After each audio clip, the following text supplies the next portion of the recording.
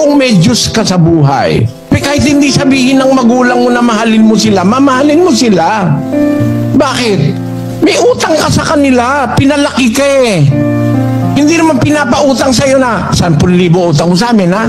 Kaya nga sa Tagalog, merong utang na loob. Wala naman sinabing numero magulang mo sa'yo eh. They are just expecting love from you and respect. Para sabihin mo, wala naman akong utang ah. Hindi naman ako investment ah. Tungkulin naman nila na paaralin ako. Ba't naman nagkaroon ng tungkulin na paaralin ka ng magulang mo? Bakit na nagkaroon ng tungkulin paaralin ka? Dahil sa pagmamahal sa'yo. Nag-aaral ka ngayon, hindi ka natuto ng pagmamahal. May mga anak hindi nga napag-aaral eh. Tapos ngayon sasabihin mo, wala kang utang. Hindi ka pala marunong ng utang na loob. Hindi utang na numero ng pera. Hindi, utang na loob.